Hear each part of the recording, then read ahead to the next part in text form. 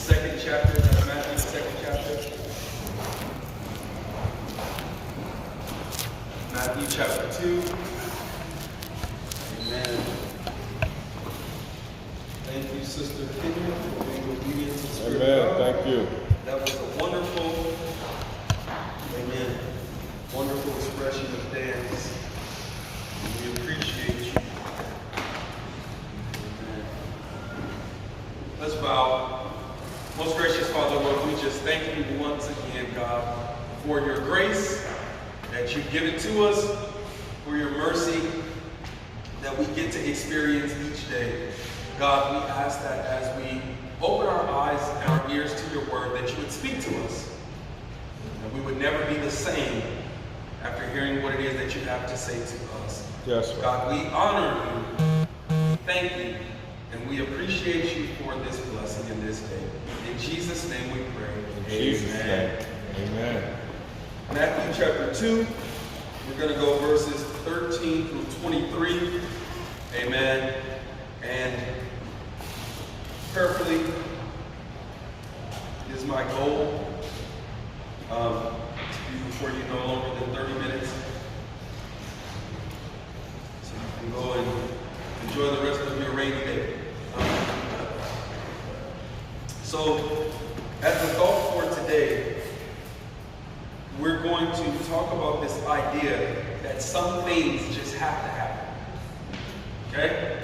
Some things just have to happen. We don't have a choice in the matter.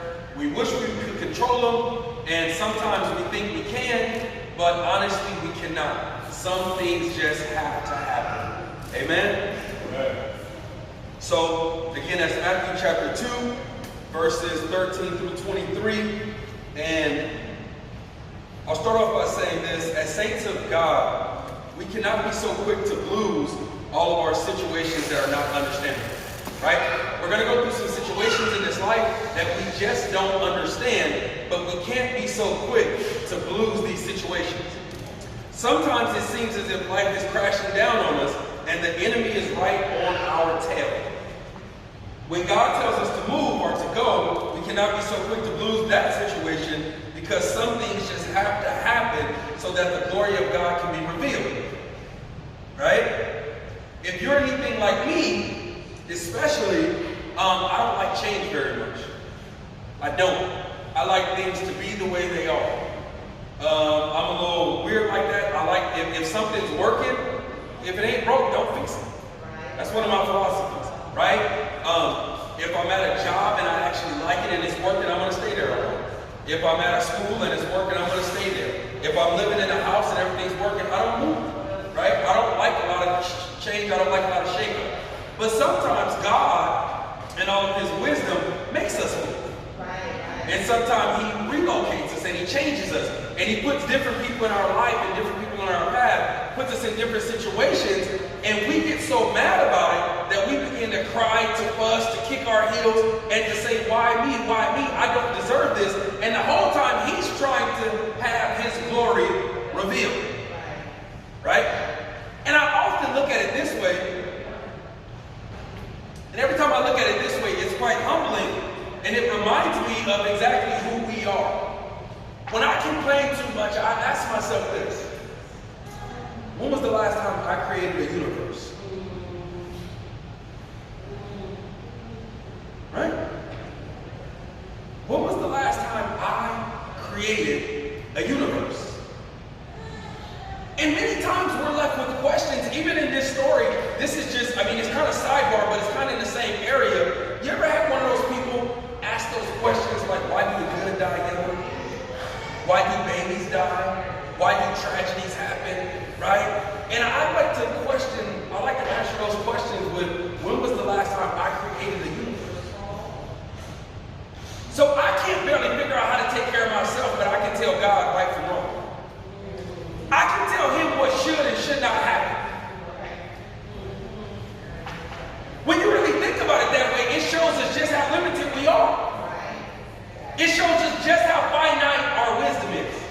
No matter how much schooling we have, how much education, how much life experience, we really don't know nothing.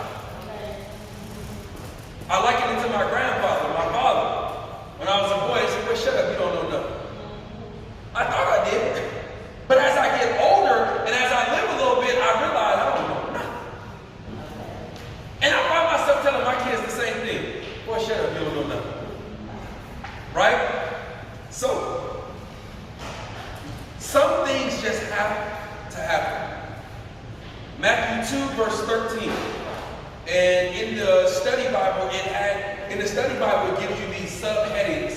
for each area of scripture. And so this one, the subheading on this one was the escape to Egypt, right? Verse 13 reads, when they had gone, an angel of the Lord appeared to Joseph in a dream. Get up, he said. Take the child and his mother and escape to Egypt. Stay there until I tell you. For Herod is going to search for the child to kill him. Again, Herod is going to search for the child to kill him. This is what I got out of that first verse. And it kind of, as many times I've read this whooped me when I heard it clearly. God sometimes speaks to us when we are in a position to hear Him. God sometimes speaks to us when we are in a position to hear Him. And you say, Pastor, what does that mean? If we go back to 13, it said that the angel of the Lord appeared to Joseph in a dream. In a dream, we're sleeping, we're relaxed, we're quiet, and we're still. We're sleeping, we're relaxed, we're quiet, and we're still. Why does it always seem that God speaks to me in my dreams? Because you can finally hear Him. And I know you say, I can't hear Him because I'm asleep. No, yes you can. And it's amazing that when we look at other scriptures where it says we have to be what? Quick to listen, slow to speak, and slow to anger, right? Why is it so important that we have to be quick to listen? Because God is also trying to tell us something. But most of the time we can't hear what God is telling us because we're too busy what? Running our mouth. I think in all of God's wisdom, this is kind of a joke, but this is just my personal opinion. I think scientifically, I don't think He's doing. Why do you think we have 2 ears and 1 mouth? Maybe because we should be listening twice as much as we talk. Think about it. We got 2 ears and 1 mouth. God didn't do that by mistake. Maybe because we should listen twice as much as we should speak. But the problem is most of us speak twice as much as we should listen, right? And I learned throughout my formal education, I learned that the majority of people in this world don't know how to listen. For those of us that have matriculated through college, am I right? People don't know how to listen. People think they know how to listen. People know how to hear, but they don't know how to listen. And studies will show that the hardest thing to be taught is to be taught to listen. Right? I think when we really start to unfold these things, in the scriptures there's so many jewels of wisdom that we don't even pay attention to. Why did God come to him in a dream? Because he was relaxed and he was still. God sometimes speaks to us when we're in a position to hear him. God, why didn't you speak to me until I was in prison? Because you was in a position to hear him. God, why did I have to be sick in my body to finally hear what you had to say? Because you were finally in a position to hear me. God, why didn't I hear you until I was broke and didn't have no money? Because you were finally in a position to hear me. Think about this. I didn't write this, but think about this. How much less stress could we have in our life if we just listen to God in the first place? Maybe some of the trouble that we in right now, we wouldn't be in if we would just listen. We wouldn't be in debt. We wouldn't be out of shape. We wouldn't be in these bad relationships. Right? We wouldn't have all this drama that we have in our life. We wouldn't be failing classes. For some of our high schools, we wouldn't be failing classes. We wouldn't be getting suspended. If we just listened to God the first time, we wouldn't be in most of these situations. But no, we think we know what's best, right?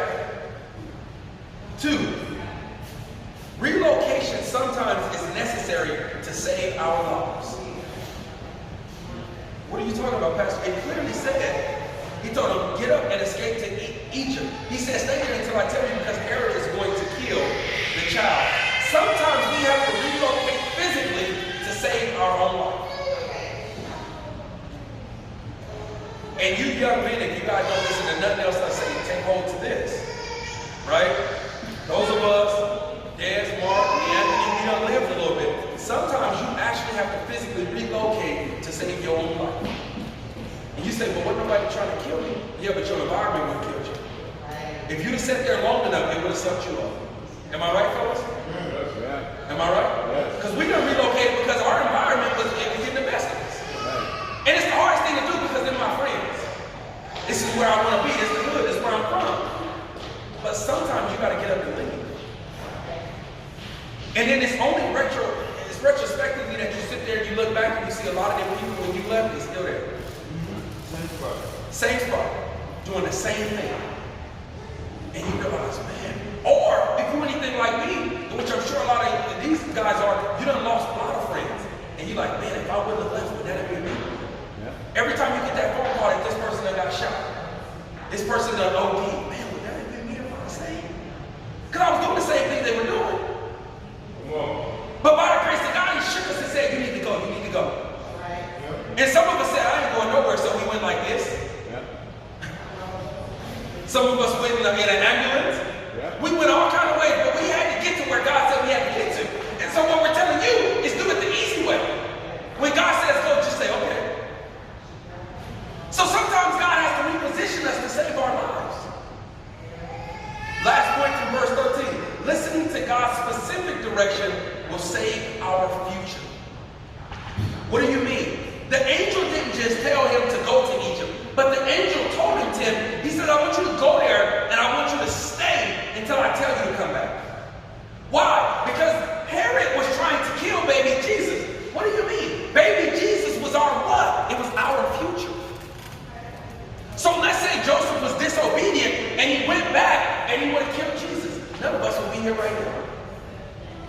So sometimes listening to God's specific direction will save your future. And you know me, I'm just a different type of pastor. So I'm going to call it out right now. And I don't want to answer. I'm going to call it out. Titus, you about to go play big time college football. If I was you, I'd be listening to God specifically right now. Specifically. This could be the biggest decision of your life. This might be the difference between the NFL and never playing again. Because I'm sure you're going to have multiple options. You need to be in deep prayer right now. God, where do you want me to go? This is my future. I want to hear you clear. I don't want to make the wrong decision. I don't want to go over here just because they offer more. If you want me to go to some small school in the middle of nowhere and that's what you're telling me, I want to hear specifically what you want me to do. Tim, you're about to graduate college. A couple more months and you graduate college. God, speak to me specifically. What do I do after this? Where do I go? Do I go back home? Do I stay here? What do you want me to do? And don't just ask random questions. God, I want to know specifically, what do you want me to do? My future is lying. And be still and wait for an answer. Don't rush. Be still and wait. I got a big time decision right now that I haven't made. I've been talking to my wife for almost a year now. One of the biggest decisions of my life, and I haven't made it yet. And I'm like, what do I do? What do I do? And it weighs on me sometimes, but it's been almost a year and I ain't moved yet. Because I haven't felt right either way. I'm like, God, I don't want to make a mistake. This is big time. What do you want me to do? We have to look for specifics when we're talking to God. And we have to be willing to wait and be still until we get that answer. What are we rushing for? We're talking about your future. Because what I've realized, that you adults, you can chime in on this. One bad mistake can take me 10 to 15 years to try to make up.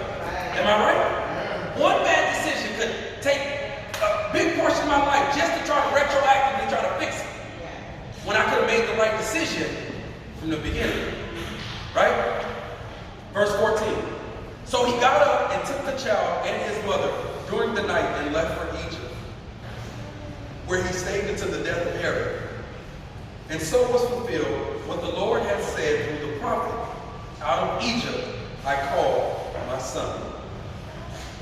All right, this next part, and I know that thinking, is this a Christmas message? Yeah, it's always a Christmas message. It always is. Because I always got to live the life of Jesus, right? All right, so this next part, I want you to hear this, and I want you to hear this is all y'all that love to talk, right? You love to put everything out in the atmosphere. All right, this is for you right now. Not every next move. That's good. That's good. Not everyone needs to know your next move. What are you saying, Pastor? The scripture told us that he got up and left at night. Why did he leave at night? Not everybody's around. Right. Nobody's looking. He didn't want nobody to know where he was going. I'm just saying, it didn't say this in the Bible, but what if one of his friends would have told Herod where he went? Hey, where you go? I'm taking Mary and Jesus and we just gonna go on over to Egypt. Okay, yeah, I ain't gonna say nothing. The minute he left Herod, check this out, I know exactly where he is. Stop running your mouth so much. God is trying to set up power moves in our life and we're telling everybody. God said, I didn't tell you. You don't even know they're gonna sabotage you. I didn't tell you to tell them. You get up and you move when ain't nobody looking because I'm telling you where to go. So as long as I know, that's all that matters. Amen. Why we run our mouth so much? I don't know what the youngsters call it now, but you grown-ups are laughing at this. We call it pillow talk. Hey, there's all this pillow talk going on. You telling stuff ain't supposed to be told. You supposed to tell one person maybe, and you telling everybody. Not everybody is meant to know our next move. If you ever want to see a real good chess player, he's good because you don't know what he's going to do next. He's looking 2, 3, 4 moves ahead. He ain't saying nothing. He's keeping a straight face the whole time. Poker players, I've never played poker, not one game in my life. But I know there's something called a poker face. And you sit there with the straightest face you can, and you don't let nobody know what's going on in your head. Good, bad, or indifferent. But the problem is we want everybody on Instagram to know. We want everybody on Facebook to know. We want everybody on Snapchat to know. Everybody on Twitter to know. Why don't we just be quiet? Right? Make moves in silence. Second, our relocation or reconstruction or restructuring, of position was preordained.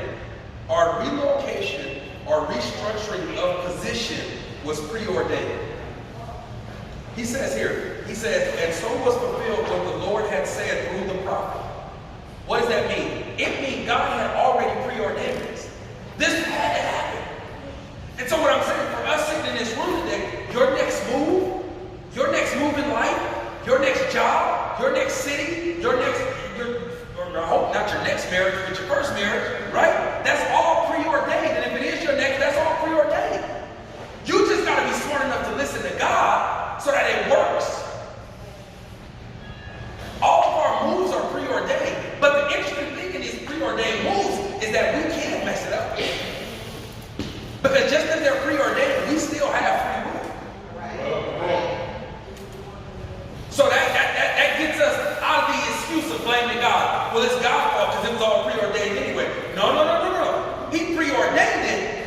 He knew what you would do, but you still have the choice to do the right thing. Joseph could have not listened. Am I right? But he chose to listen. Verse 16. When Herod realized that he had been outwitted by the Magi, you guys remember we talked about that a few weeks ago.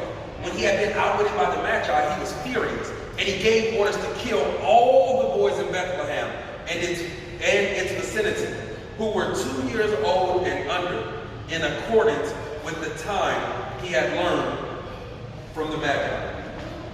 Now, a lot of people read that right there and they're turned off by God. God, why would you allow him to kill all these babies under the age of 2? All these little boys, they ain't never done nothing wrong to nobody. Why would you allow that to happen? I'm talking about my intro. My question is, when did you create a universe? When did you create humanity? When did I create humanity? How do I know why God does what he does? I don't. I only know what he tells me. But I have to trust that his way is better than mine. And it's interesting that we would blame God for killing all of the babies under 2 when it clearly said that Herod did that. God didn't do that. Herod did it. And you said, well, God could have stopped it. Yeah, Herod could have stopped it too. So why we blame God for it?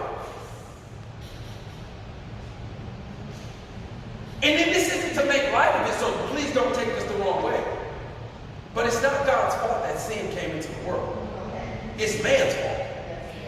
And so if you want to talk about murder, lust, envy, all these, don't blame it on God, blame it on man. Because when God first created it, he created it right.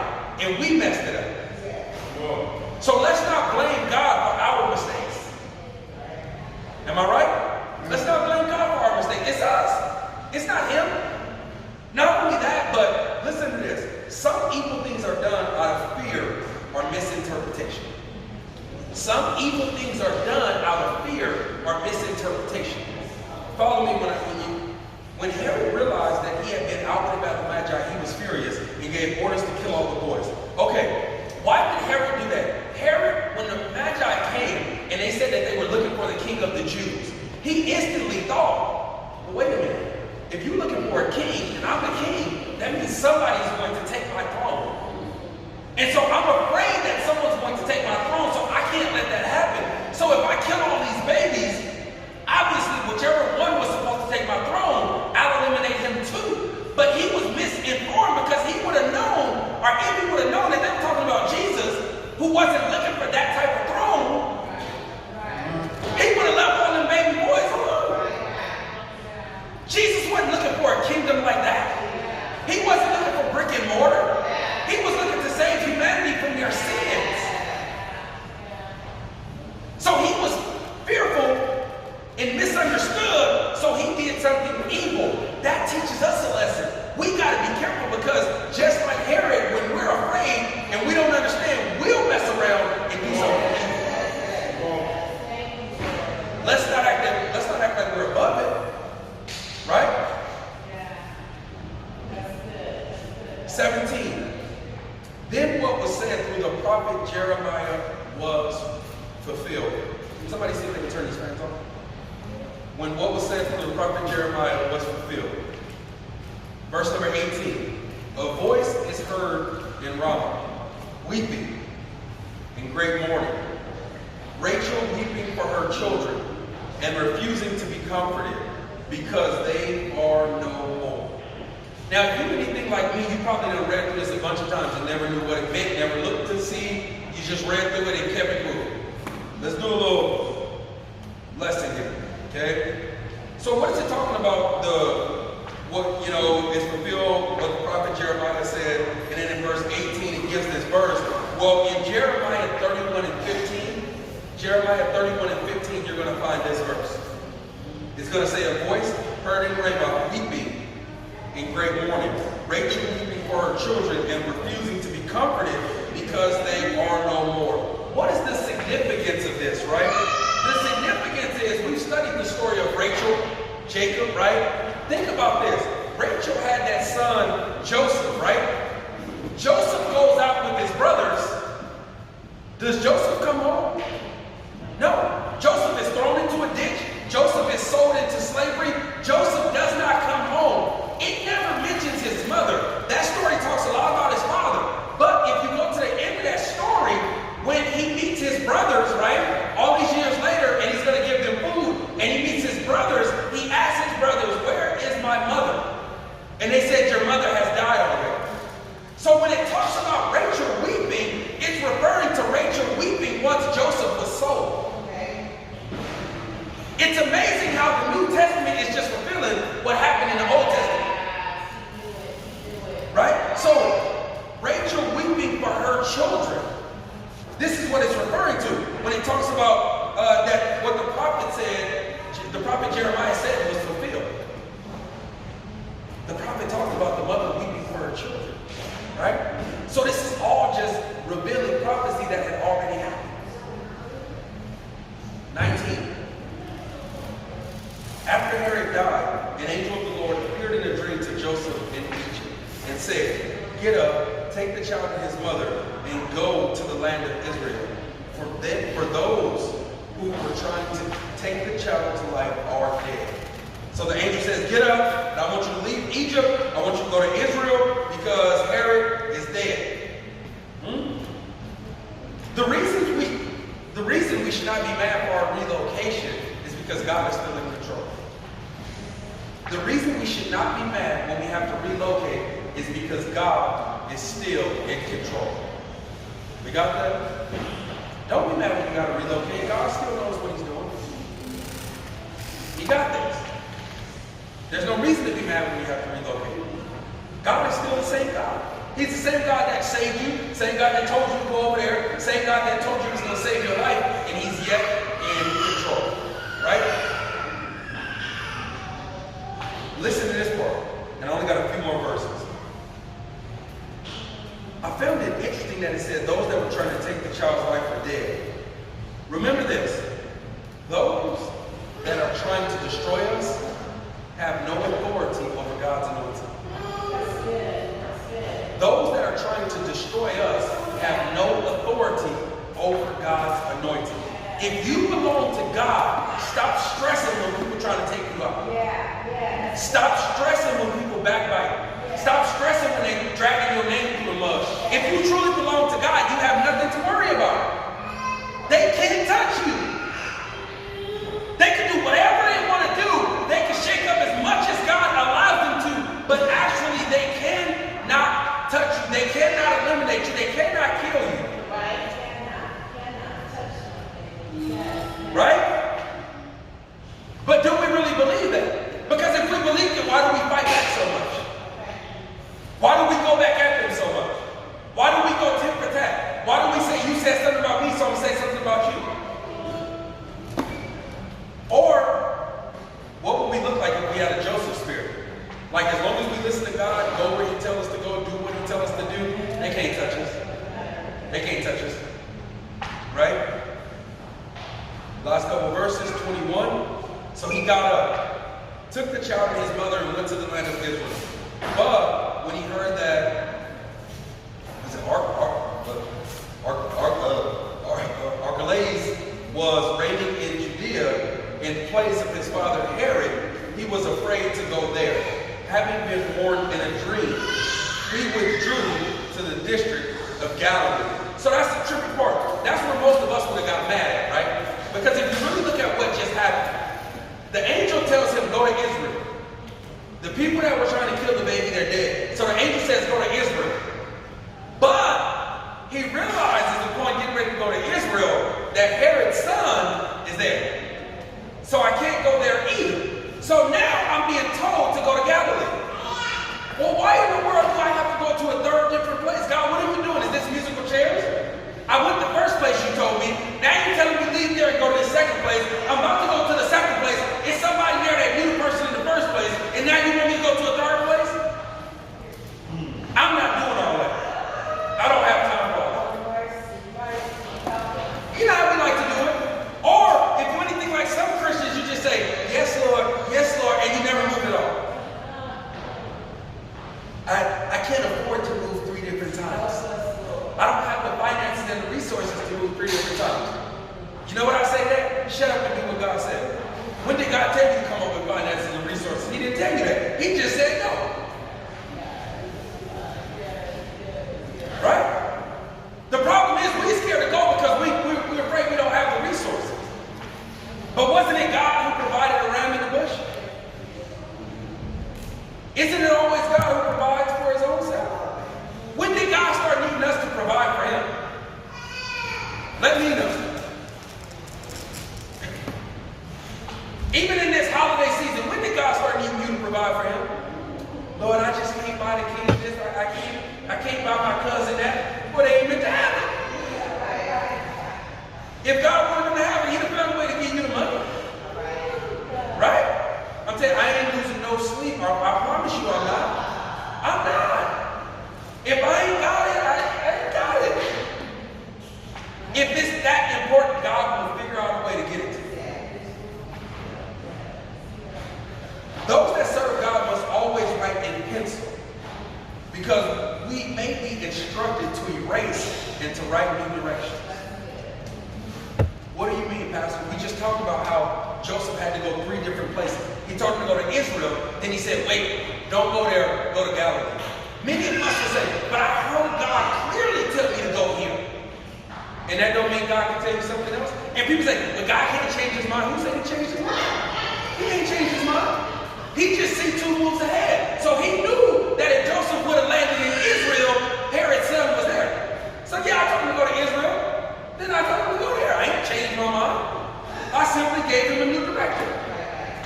That's why when you're in your prayer time and you write down what God is speaking to you, you better write it in pencil. I'm telling you now, you better write it in pencil because you may have to erase it tomorrow. Those that truly get instructions from God, write it in pencil. Don't write it in pen, you may have to erase. Last verse, 23. And he went and lived in a town called Nazareth. So was fulfilled what was said through the prophets, that he would be called a Nazarene. When God positions us for service, we should be proud of who we've been called to be. When God positions us for service, we should be proud of who we've been called to be. Now, the interesting part is if we go to the Old Testament, when God prophesied the birth of Jesus Christ, he said he would be a Nazarene. So if they never bounced through all these locations, how would they have gotten to Nazareth? It had to happen. When God positions us in a certain place, we should be proud to be called whatever it is. I don't know, a Peruvian, I don't know, I'm making stuff up. But be proud to be wherever God told you to be from. That's where you're from now. You better own it. Right? Last point, understand God already knew our trouble and our journey. He spoke it into existence. I want to end it there. This is why we should not stress. Why? Because God already knew the trouble that our journey would have for us. He had already preordained everything that Joseph would have to go through. He had preordained everything that Mary would have to go through. This is why we can't stress our journey. Remember this if you don't remember nothing else. Nothing that happens in our life catches God by surprise. That's the problem. We think we go through something and God is like, I did not know they was going to go through that. Are you serious? And so whether it's good, bad, or indifferent, we got to look at God in life and say, man, you knew this was going to happen. You knew it was going to, it didn't catch you by surprise. It caught me by surprise, but it never caught you by surprise. Right? So again, as you leave today, remember, everything that's going on in your life right now, God saw it before you saw it. Remember this too. You can sabotage yourself.